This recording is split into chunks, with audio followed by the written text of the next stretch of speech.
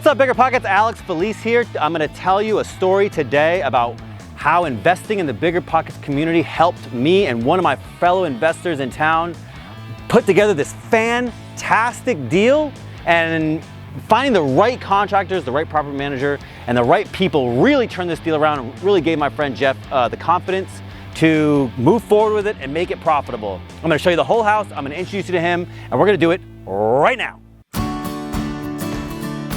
Good afternoon, I'm Jeffrey Hall, father of 5 and U.S. Air Force veteran. I've been investing in real estate since 2011, and today we're gonna go over some things I've done wrong and done right. So while overseas, I was trying to decide what to do with the first rental that I attained. I actually was thinking about selling it, and I needed to figure out a way to run the numbers. So I ran into BiggerPockets, and what I found through their YouTube pages is that it wasn't that I needed to sell my property, is that I didn't understand why I bought it, what it would take to keep it, and what I could do next to actually get better. All right, so today I'm gonna run you through this house, and while we're looking, we'll take a look at the numbers, what I did wrong, what I did right, and hopefully by the end, the list of things that I did right will be longer than what I did wrong. This is a tri-level home that I just bought via VA Vendee. I'll explain to you what that process is as we look through the house.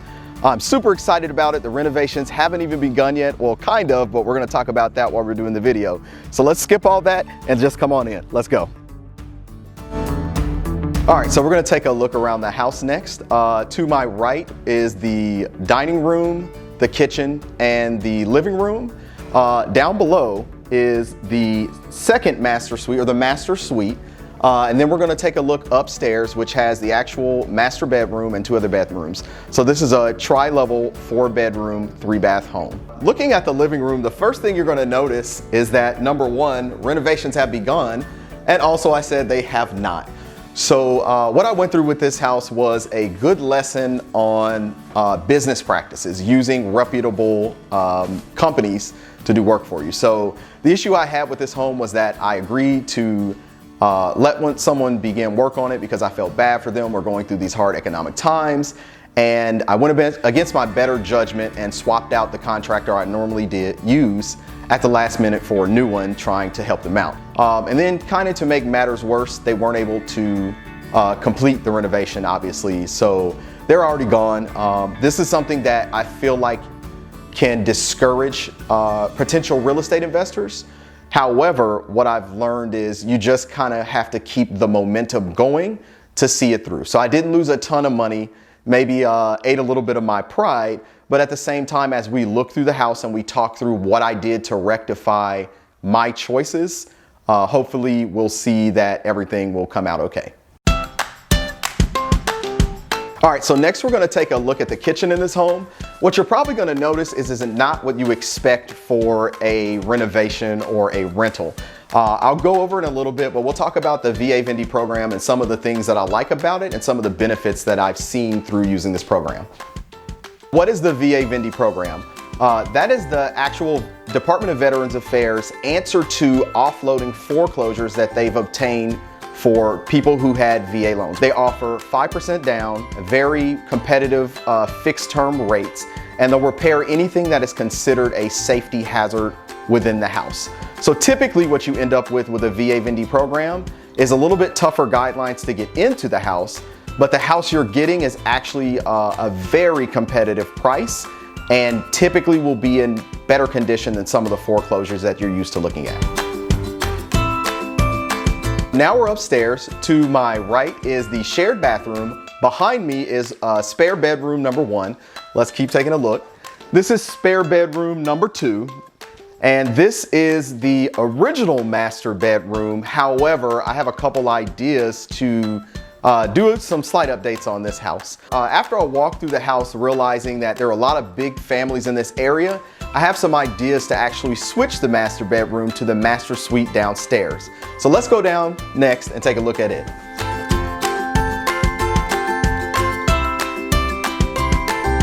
All right, so now we're gonna look at my favorite part of the house. I mentioned earlier that the original master bedroom was upstairs.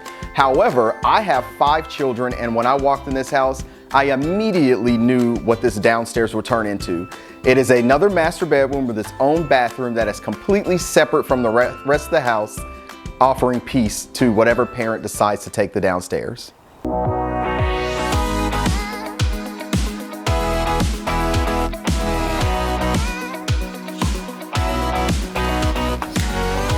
I talk? Yeah. Yeah, I'm not mic'd up. All right, cool.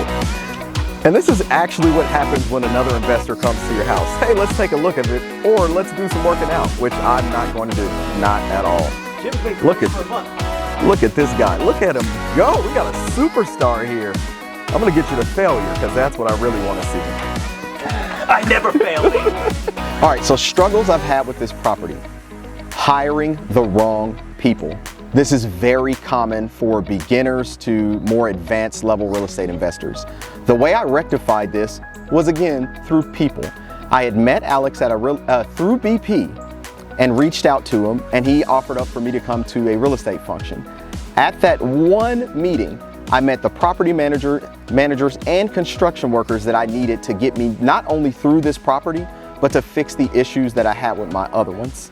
For a lot of new investors, this is the most complicated issue you will run into, is making sure that you have the right contacts to get the job done.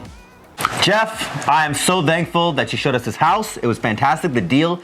I'm grateful that you're so transparent. You let us walk through it, told us the numbers, some of your struggles. I really appreciate it.